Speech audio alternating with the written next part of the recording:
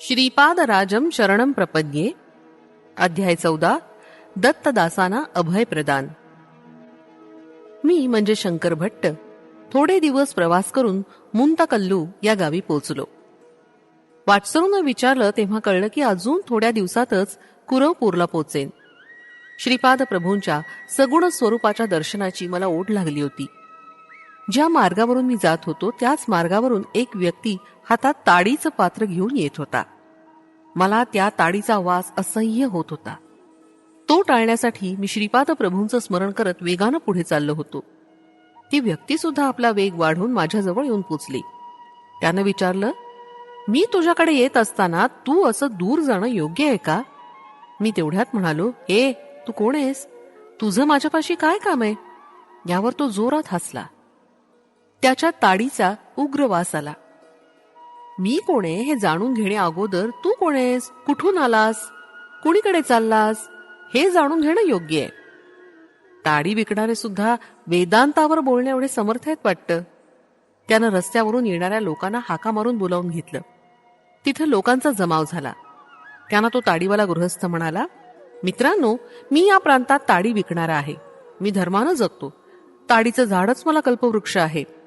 मी झाडावर चढून ताडी आणेपर्यंत हा ब्राह्मण माझी वाट पाहत उभा होता. मी ब्राह्मण असून सुद्धा ताडी पिण्याची मला सवय आहे, परंतु माझ्याकडे तुला देण्यासाठी पैसे नाहीयेत. थोडी ताडी देऊन पुण्य प्राप्त कर असं तो म्हणाला. मी नाही म्हणालो, परंतु जेव्हा मी तयार झालो तेव्हा लोकांची ये जा सुरू झाली. 4 लोकांसमोर ताडी प्यायल्यानं ब्राह्मणत्वाला दोष लागेल असं वाटून तो नाही म्हणतोय. आता माझा वचनभंग होऊन मी महापापी होणार. खरं पाहता आमच्या कुलात ही खूप मोठी संधी आहे. अमूल्य अशी ताडी ब्राह्मणास पिण्यास देण्यानं विशेष पुण्य लाभेल या माझ्या आशेवर यानं पाणी फेरलं. हे पूज्य लोक हो, तुम्ही या ब्राह्मणाला धर्मोपदेश करा आणि या पापापासून माझं रक्षण करा. तिथं जमलेले सारे लोक ताडी विकणारे गौड लोकच होते. त्यांनी त्या ताडीवाल्यास दुजोरा दिला आणि त्या ताडीवाल्यानं मला ताडी बळजबरीनं पाजवली. त्यानंतर सगळे लोक निघून गेले. मी अत्यंत दुःखी झालो. उत्तम ब्राह्मण कुळात जन्मून नीच अशी ताडी प्यायलो. माझं ब्राह्मणत्व नष्ट झालं. परम पवित्र अशा श्रीपादाचं मुखकमल आता कसं पाहू? जळलं माझं कर्म, नशीब माझं. माझ्या कपाळी विधिलेखच असा होता तेव्हा वेगळं काय होणार? माझे पाय लडखडू लागले. तोंडाला असह्य वास येत होता. माझ्या नशिबाला दोष देत श्रीपादांचं नाव घेत मी चालू लागलो. मार्गात एक तपोभूमी दिसली. तिथं कोणी महात्मा राहत होते. त्या पवित्र भूमीत पाऊल टाकण्यास मला लाज वाटत होती. मी माझ्या रस्त्यानं चाललो होतो. तितक्यात माझ्या पाठीमागून आवाज आला, अरे शंकर भट्टा, थांब. तुला आश्रमात घेऊन येण्याची दत्तानंद स्वामींची आज्ञा आहे. दैवाची लीला पाहून मी चकित झालो. मला श्री दत्तानंद स्वामींच्या पुढे आणून उभं केलं. करुणाभरीत नेत्रांनी माझ्याकडे पाहून लवकर स्नान करून येण्यास त्यांनी सांगितलं. स्नानानंतर मला मधुर फळं खाण्यास दिली. श्री स्वामींनी मला जवळ बोलावून म्हटलं, अरे शंकर भट्टा, दत्तात्रेयांच्या 9व्या अवतारातील श्रीपाद श्रीवल्लभांची तुझ्यावर केवढी करुणादृष्टी आहे. त्यांनी तुला आपल्या अमृत हस्तानं अमृत पाजवलं. त्यांना तू गौड कुलातील ताडी विकणारा समजलास. त्यांनी दिलेल्या अमृताला भ्रमानं ताडी समजलास. किती भ्रामकता! मी पाहिलेले सर्व प्रसंग माझ्या नजरेसमोर एक एक येऊ लागले. त्यानंतर अनंत चैतन्य शक्ती महासागरातील असंख्य लाटा माझ्यावर येऊन आदळत असल्याचा अनुभव येऊ लागला. अनंत अशा त्या सत्ता शक्तीमध्ये अत्यंत हीन, अत्यल्प असणारा माझा अहंकार नष्ट झाला. मी म्हणजे काय हे समजत नव्हतं आणि समजणारं नव्हतं. एका दिव्य आनंदामध्ये मी बुडून गेलो होतो. माझ्यामध्ये परिमित असणारा मी नष्ट होऊन समस्त सृष्टी स्वप्नच असल्याप्रमाणे वाटत होती. तेवढ्यात स्वामींनी माझ्यावर मंगल जल प्रोक्षण केलं. त्यांच्या दिव्य हस्तानं पवित्र भस्माचं माझ्या कपाळावर लेपन केलं. मी प्रकृतीच्या अधीन झालो.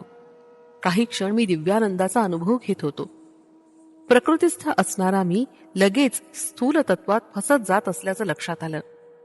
श्री स्वामी म्हणाले, पूर्वीच्या एका जन्मात तू गौड कुळात होतास. जास्त प्रमाणात ताडीचं सेवन करणारा होतास. तुझी ताडी पिण्याची इच्छा बाकी होती. श्रीपाद प्रभूंचा अनुग्रह नसता तर तुला ती वाईट सवय लागली असती आणि तू पतीत झाला असता. तुझ्या पत्रिकेत अनेक गंडांतरे आहेत, परंतु श्रीपाद प्रभूंच्या अमृत दृष्टीनं त्यांच्या तुझ्या न कळत परिहार होतो. श्री गुरूंच्या महिमेचं कोण वर्णन करू शकतो? वेद सुद्धा नेती नेती म्हणत मौन झाले.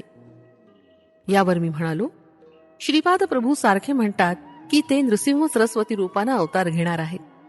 त्यांच्या लीलांमधील गर्भित अर्थ जाणून घेण्याची माझी इच्छा आहे.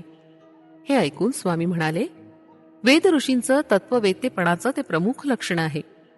अध्यात्मातील दडलेली सत्यवचनं त्यांच्या सहज सोप्या शब्दांमध्ये संतांनी सांगितली आहेत. हेच आत्मसत्य. वस्तुतः कर्मकांडाला अनुसरून व्याख्या करताना आत्मसत्यालाच सत्य, यज्ञ, जल, अन्न असं वेगवेगळं संबोधन केलं आहे. अशा प्रकारानेच सरस्वती शब्दाचं सुद्धा फार वैशिष्ट्य आहे. सरस्वती नदी अंतर्वाहिनी आहे. हिचं वर्णन करताना सत्य वाक्यांचा बोध करणारी, महार्णवाची महती समजावून देऊन आपल्या चित्ताला प्रकाशित करणारी असल्याचं सांगितलं आहे. श्री गुरु म्हणजे एकच एक प्रबोध शक्ती, प्रबोधिनी प्रवाह. त्यांची सत्यवाणी आपल्या चित्ताला प्रकाशित करते, तसंच परमसत्य आणि अंतर्ज्ञान आपल्यात स्थिर करते. वेदातील यज्ञ हे अंतःप्रवृत्तीचं बाह्य प्रतीक आहे. यज्ञाद्वारा मानव त्याचे जे स्वतःचे असते ते देवाला अर्पण करतो. त्याला प्रत्युपकारा प्रित्यर्थ देवता गोधन आणि अश्व देतात. गोधन म्हणजे तेज संपदा आणि अश्व म्हणजे शक्ती संपदा. याप्रमाणे देव आपणास तपशक्ती देतात. वेदातील ज्ञान योग्य असणाऱ्यांनाच समजावं म्हणून अत्यंत गुप्त ठेवलं आहे. औदुंबर वृक्षाला दिलेलं वरदान, नृसिंह सरस्वतींच्या अवताराचं वैशिष्ट्य. श्री महाविष्णू हिरण्यकश्यपूचा संहार करण्यास औदुंबर वृक्षाच्या लाकडी खांबातून नरसिंहाच्या रूपात प्रकट झाले. त्यांनी प्रल्हादाचं रक्षण केलं आणि हिरण्यकश्यपूच्या वधानंतर त्याला राज्यावर बसवलं. काही कालानंतर दुभंगलेल्या त्या खांबाला पालवी फुटू लागली आणि पुढे त्याचंच औदुंबर वृक्षात रूपांतर झालं. प्रल्हाद विस्मित होऊन त्या औदुंबराच्या वृक्षाची पूजा करू लागला. प्रल्हादाला एकदा औदुंबराच्या झाडाखाली ध्यानस्थ अवस्थेत बसलेल्या दत्तात्रेयांनी दर्शन दिलं आणि ज्ञानबोध दिला. प्रल्हादास द्वैत सिद्धांताविषयी आसक्ती असल्याचं जाणून घेऊन श्री दत्तप्रभूंनी कलियुगात यतिवेश धारण करून दीनजनांचा उद्धार करशील असा आशीर्वाद दिला होता. परमपवित्र अशा औदुंबर वृक्षानं मनुष्याकृती धारण करून श्री दत्तांच्या चरणकमलावर पडून मला सुद्धा वर द्या अशी प्रार्थना केली. तेव्हा दत्तात्रेय म्हणाले, प्रत्येक औदुंबर वृक्षाच्या मुळाशी मी सूक्ष्म रूपात राहीन. तुझ्यामधून नरसिंह देव प्रकट झाल्यामुळे कलियुगात मी नृसिंह सरस्वती नाव धारण करून अवतार धारण करीन, असं माझं वचन आहे. स्वामींचं वक्तव्य ऐकून मी म्हटलं, महाराज, श्री पीठिकापुरम इथं श्रीपाद प्रभूंचं दर्शन घेण्यासाठी आणि त्यांच्या बाललीला ऐकण्यासाठी मन सदैव लालचावलेलं असतं. श्रीपादांच्या अद्भुत लीला. स्वामी म्हणाले, लहानपणी मला स्पष्ट बोलता येत नसे, शब्द तोत्रे येत, त्यामुळे सगळी मुलं माझी थट्टा करीत. मला एक अनामिक आजार झाला. 5 वर्षापासून तो वाढू लागला. 1 वर्ष लोटल्यावर 10 वर्ष उलटल्यासारखं झालं. मी 10 वर्षाचा झालो तेव्हा 50 वर्षाची लक्षणं दिसू लागली.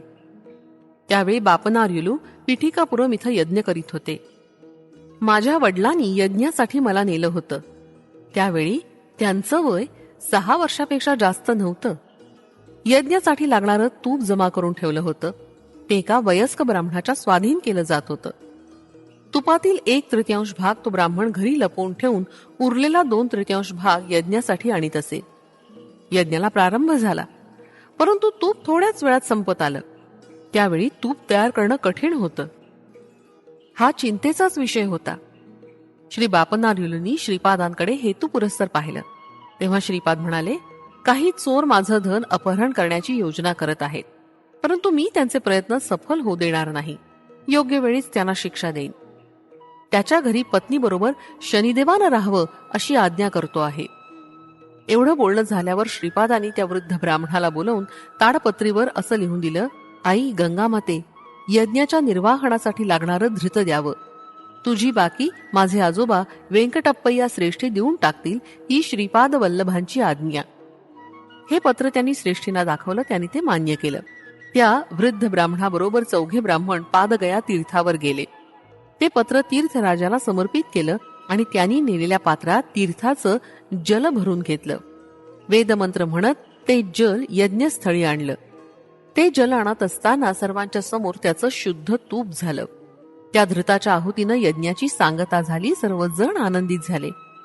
वचनाप्रमाणे श्रेष्ठींनी त्या पात्रात तूप भरून गया तीर्थात समर्पित केलं. धृत ओतताना त्याचं पाणी झालं होतं. माझ्या वडिलांनी माझी दुःस्थिती श्रीपादांना सांगितली. ते म्हणाले, थोडा वेळ थांबा, रोगाचं निवारण होईल. तोत्रेपणा काढून टाकीन. एक घर जळणार आहे, त्याचा मुहूर्त ठरवायचा आहे. प्रभूंची विधानं अनाकलनीय होती. तेवढ्यात तो वृद्ध ब्राह्मण आला. तूप चोरल्यामुळं काही हानी झाली का हे पाहण्यासाठी आला. काही झालं तरी श्रीपादांच्या दर्शनानं चांगलंच घडेल असा त्याला दृढ विश्वास होता. श्रीपाद प्रभू त्यास म्हणाले, आजोबा, तुम्ही मुहूर्तशास्त्रात पारंगत आहात. एका घराला परशुराम प्रीती करायची आहे, म्हणजे नष्ट करायचं आहे. त्यासाठी योग्य मुहूर्त काढायचा आहे. तेव्हा तो वृद्ध ब्राह्मण म्हणाला, गृहनिर्माणासाठी, भूमिपूजनासाठी मुहूर्त असतात, परंतु गृहदाहाला मुहूर्त नसतात. श्रीपाद म्हणाले, चोरी करायला, गृहदाहाला मुहूर्त कसे नसतात? तो वृद्ध ब्राह्मण म्हणाला, तसे मुहूर्त असल्याचं मी ऐकलं नाही. श्रीपाद म्हणाले, आजोबा, किती शुभ वार्ता सांगितलीत. परमपवित्र अशा यज्ञासाठी जमवलेलं तूप एका धूर्तानं चोरून नेलं. अग्निदेवाला भूक आवरली नाही. धर्मानुसार त्यांना मिळावयास हवं असलेलं तूप न मिळाल्यामुळे ते घर जाळून आपली भूक भागवत आहेत. अग्निदेवता आनंदानं उड्या मारत आहेत. श्रीपाद प्रभूंचं बोलणं ऐकल्यावर त्या वृद्ध ब्राह्मणाचा चेहरा पडला. श्रीपाद म्हणाले, तुझं घर भस्मसात झालं, त्याचं थोडं भस्म घेऊन ये. श्रीपाद प्रभू अनुग्रह करून वरदान देतात, तसंच संतापानं नष्ट करतात हे ब्राह्मणास माहिती होतं. तो काही एक शब्द न बोलता भस्म झालेल्या घराचं भस्म घेऊन आला. ते भस्म पाण्यात टाकून ते पिण्याची प्रभूंनी मला आज्ञा दिली आणि 3 दिवस पर्यंत असं करण्यास सांगितलं. आम्ही श्री बापनार्युलूंच्या घरी 3 दिवस राहिलो आणि ते भस्मयुक्त पाणी प्यायलो. माझा तोत्रेपणा पूर्ण नाहीसा झाला होता आणि मी स्वस्थ झालो. श्रीपाद प्रभूंनी आपला दिव्य हस्त माझ्या मस्तकावर ठेवून शक्तिपात करून मला ज्ञानदान करून धन्य केलं. त्यानंतर ते म्हणाले, आजपासून तू दत्तानंद या नावानं प्रसिद्ध होशील. गृहस्थाश्रम स्वीकारून लोकांना तारशील, धर्मबोध करशील. तू आणि हा वृद्ध ब्राह्मण मिळून गेल्या जन्मी व्यापार करत होतात. व्यापारात वैषम्य आल्यानं एकमेकांचा नाश करण्याच्या प्रयत्नात दोघं होतात. एके दिवशी या वृद्ध ब्राह्मणाला घरी बोलावून तू प्रेमानं खीर खाऊ घातलीस. त्या खीरीत विष कालवलेलं त्या ब्राह्मणास माहिती नसल्यानं त्याने ती खीर पूर्ण खाल्ली आणि काही वेळानं तो मरण पावला. तुला माहिती नसताना या वृद्ध ब्राह्मणानं तुझं घर काही लोकांकरवी जाळलं आणि ते जळून भस्म झालं. तुझी पत्नी त्या आगीत जळून मेली. घरी आल्यावर सर्वनाश झालेला पाहून त्या धक्क्यानं हृदय बंद पडून तू मरण पावलास. पूर्वजन्मात विषप्रयोग केल्यानं या जन्मी अशा विचित्र व्याधीस बळी पडलास. तुझं घर पूर्वजन्मी यानं जाळलं असल्यानं त्याचं घर या जन्मी जळून खाक झालं. या लीलेनं मी तुम्हा दोघांना तुमच्या कर्मबंधनातून मुक्त केलं. श्रीपाद प्रभूंचा अनुग्रह प्राप्त करून मी माझ्या घरी परतलो. त्यांच्या कृपेनं वेदशास्त्र संपन्न पंडित झालो. त्या वृद्ध ब्राह्मणास नरसिंहवर्मांनी नवीन घर बांधून दिलं. श्रीपादांच्या कृपाप्रसादानं दोघांचा कर्मबंधनाचा विच्छेद होऊन दोघांचं भलं झालं. श्रीपाद प्रभूंच्या लीला अत्यंत दिव्य आणि अगाध आहेत. दत्तानंद पुढे म्हणाले, अरे शंकर भट्टा, सर्व देवता तेजातून निर्माण झाल्या आहेत. अदिती माता हीच सर्व देवांची माता आहे. देवताच मानवाच्या प्रवृत्तीला, विकासाला कारक आहेत. देवता मानवाला तेज देतात.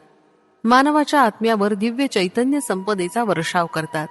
त्या सत्य पोषक असतात. तेच सत्य लोकांचे निर्माते आहेत. मानवाच्या संपूर्ण मोक्षाला, अव्याज आनंदाला कारणीभूत होतात. ब्राह्मण भूलोकीच्या देवता. सर्व देवता मंत्र स्वरूप आहेत. हे विश्व देवाधीन आहे. अशा प्रकारे देवता मंत्राधीन आहेत.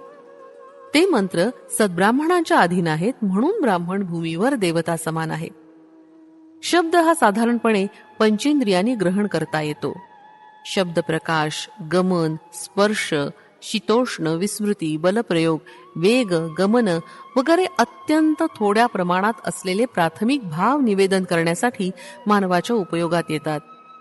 भाषेची प्रगती होत असताना क्रमानं भाषेमध्ये भावाची विविधता, निश्चितता वाढीस लागते. यासाठी अस्पष्टतेतून निश्चित असं निश्चलत्व भौतिक अंशामधून मानसिक अंशामध्ये, व्यक्तातून अव्यक्त भावना, अशा पद्धतीनं भाषेची वृद्धी होऊन वाढू लागते. पवित्र ग्रंथ पठण विशेष फलदायी. तुमचं श्रीपाद प्रभूंचं दिव्य चरित्र संस्कृत भाषेत लिहिण्याचा मानस अत्यंत स्तुत्य आहे. हा संस्कृत भाषेतील ग्रंथ कालांतराने तेलुगू भाषेत अनुवादित केला जाईल. अनुवादित केलेल्या ग्रंथाच्या पठणाचं फल आणि मूळ ग्रंथाच्या पठणाचं फल सारखंच आहे. श्रीपाद प्रभूंचं चरित्र कोणीही कुठंही पठण केल्यास स्वतः श्रीपाद प्रभू तिथं सूक्ष्म रूपानं राहून ते श्रवण करतात. या संबंधीची एक कहाणी सांगू, सावधान होऊन ऐक. श्रीपाद 7 वर्षाचे झाले. त्यांचा वेदोक्त विधीनं उपनयन संस्कार झाला. त्या काळात संपन्न गृहस्थांच्या घरी असे कार्यक्रम असले म्हणजे चोहीकडे अत्यंत आनंदाचं वातावरण असे. बापनार युलूंच्या आनंदाला तर सीमाच नव्हती. त्यांनी आपल्या जाती बांधवांना दत्तचरित्र ऐकण्यासाठी आमंत्रित केलं होतं. ते सर्वजण मोठ्या उत्सुकतेनं दत्तचरित्र ऐकण्यास आले होते. दत्तदासांनी दत्तचरित्र सांगण्यास सुरुवात केली. ते म्हणाले, पूर्वयुगात अनसूया आणि अत्री महर्षी या परमपावन दाम्पत्याला एका पुत्ररत्नाची प्राप्ती झाली. त्याचंच नाव दत्तात्रेय असं ठेवलं होतं. तेच परंज्योती दत्तात्रय सध्या या कलियुगात श्रीपाद श्रीवल्लभ या रूपानं पीठिकापुरम मध्ये अवतरलेत. त्या महाप्रभूंचे आज उपनयन झाले. उपनयनानंतर दिव्य तेजस्वी असे आपले प्रभू अधिकच तेजःपुंज दिसू लागले. अशा दीनजन उद्धारक असणाऱ्या प्रभूंचं नित्य मांगल्य होऊ दे, हीच कथा ते सारखे सांगत होते आणि श्रोते तन्मय होऊन ऐकत होते. असे 53 वेळा कथन झाले. दत्तदासांवर श्रीपाद प्रभूंची अमृतदृष्टी पडली. उपनयनानंतर श्रीपाद तिथे असलेल्या ब्राह्मणांना म्हणाले की लगेचच ते मालदासरीच्या घरी जाणार आहेत. जाण्याचं कारण विचारलं तेव्हा श्रीपाद म्हणाले, विशुद्ध अंतःकरण असलेला दत्तदास माझं चरित्र सांगत आहे. त्यानं एकदा सांगितलेला कथाभाग 1 अध्याय असं समजल्यास 53 अध्याय पूर्ण झाले आहेत. माझ्या चरित्रातील 53 अध्याय श्रद्धेनं पूर्ण करणाऱ्याला देण्यासाठी असलेलं सद्य फलित लगेच त्याला द्यायचं आहे. श्रीपाद प्रभूंच्या भक्त वात्सल्याला जाती कुलाचा भेद नाही. श्रीपाद प्रभूंना दत्तदासांकडे जाण्यासाठी ब्राह्मणांनी अनुमती दिली नाही. तेव्हा श्रीपाद क्रोधावेशानं म्हणाले, तुम्ही कोणालाही पंचम म्हणून नीच जातीच्या लोकांना क्रूरतेनं दाबून टाकीत आहात. परंतु त्यांच्यावर माझा कृपा कटाक्ष जास्त असल्यानं येणाऱ्या शताब्दीमध्ये ते उन्नत स्थितीत राहतील आणि तुमचं ब्राह्मणत्व, तुमचे अधिकार, त्यांची सेवकवृत्ती धारण करून धर्मभ्रष्ट कर्मभ्रष्ट होतील. माझं वचन म्हणजे काळ्या दगडावरील रेघ आहे. त्यातील एकाही अक्षरात बदल होणार नाही. तुम्हा ब्राह्मणांमधील जे धर्मबद्ध होऊन दत्तभक्ती करीत आपलं जीवन व्यतीत करतील त्यांची मी डोळ्यात तेल घालून रक्षा करीन. श्रीपादांच्या क्रोधावैशाला आई वडिलांनी शांत करण्याचा प्रयत्न केला. थोड्या वेळानं ते शांत झाले. त्यांनी मौन धारण केलं. नेमकं त्याच वेळी दत्तदासांच्या घरी श्रीपाद वल्लभांनी त्यांच्या दिव्य मंगल स्वरूपात दर्शन दिलं. त्यांनी प्रेमभरानं समर्पण केलेली मधुर फळं स्वीकारली. त्यांनी दिलेलं दूध प्रेमानं घेतलं. त्यांनी आपल्या दिव्य हस्तानी सर्वांना मिठाईचा प्रसाद दिला आणि दत्तदासांच्या घरी असणाऱ्या प्रत्येकाला त्यांनी आशीर्वाद दिला. बाबा शंकर भट्टा, पाहिलंच का श्रीपाद प्रभूंचं प्रेम? ते भावनेनं संतुष्ट होतात. त्यांना कुलगोत्राशी, भौतिकातील परिस्थितीशी संबंध नसतो. दत्तप्रसाद अंत्यकुलातील व्यक्तीनं जरी आपणास दिला तरी त्याचा भक्तिभावानं स्वीकार करावा. त्याच्याकडे दुर्लक्ष केलं अथवा प्रसाद अस्वीकार केल्यास आपण कष्ट नष्टांना बळी पडतो. श्रीपादांची भक्तांना सांगितलेली 12 अभयवचनं. माझ्या चरित्राचं पारायण होत असलेल्या प्रत्येक स्थळी मी सूक्ष्म रूपात असतो. 2. मनोवाक काय कर्मणा मला समर्पित असलेल्या साधकांचा मी डोळ्यात तेल घालून संभाळ करतो. 3. श्री पीठिकापुरम मध्ये मी प्रतिदिन मध्यान्हकाळी भिक्षा स्वीकारतो. माझं येणं दैव रहस्य आहे. 4. माझं सतत ध्यान करणाऱ्यांचं कर्म ते कितीही जन्माजन्मांतरीचं असलं तरी मी ते भस्म करून टाकतो. 5. अन्न हेच परब्रह्म. अन्नमो रामचंद्राय. अन्नासाठी तळमळणाऱ्यांना अन्न दिल्यास मी त्या दात्यास नक्कीच प्रसन्न होतो. 6. मी श्रीपाद श्रीवल्लभ आहे. माझ्या भक्तांच्या घरी महालक्ष्मी तिच्या संपूर्ण कलेनं प्रकाशित असते. 7. तुमचं अंतःकरण शुद्ध असलं तर माझा कटाक्ष सदैव तुमच्यावर असतो. 8. तुम्ही ज्या देवता स्वरूपाची आराधना कराल, ज्या सद्गुरूंची उपासना कराल, ती मलाच प्राप्त होईल. 9. तुम्ही केलेली प्रार्थना मलाच पोचते. माझा अनुग्रह, आशीर्वाद तुम्ही आराधिलेल्या देवतेच्या स्वरूपाद्वारे, तुमच्या सद्गुरूंद्वारे तुम्हाला प्राप्त होतो. 10. श्रीपाद श्रीवल्लभ म्हणजे केवळ नामरूपच नाही, सकल देवता स्वरूप, समस्त शक्तीचे अंश मिळून माझं विराट स्वरूप अनुष्ठानाद्वारेच तुम्हाला समजू शकेल. 10. श्रीपाद श्रीवल्लभ म्हणजे केवळ नामरूपच नाही, सकल देवता स्वरूप, समस्त शक्तीचे अंश मिळून माझं विराट स्वरूप अनुष्ठानाद्वारेच तुम्हाला समजू शकेल. 11. श्रीपाद श्रीवल्लभ हा माझा संपूर्ण योग अवतार आहे. जे महायोगी महासिद्ध पुरुष माझं नित्य ध्यान करतात ते माझेच अंश आहेत. 12. तुम्ही माझी आराधना केली तर मी तुम्हाला धर्ममार्गाचा, कर्ममार्गाचा बोध करतो. तुम्ही पतित होऊ नये म्हणून सदैव मी तुमचं रक्षण करतो. श्रीपाद श्रीवल्लभांचा जय जयकार असो. फलश्रुती, आपदा निवारण, उत्साह वृद्धी.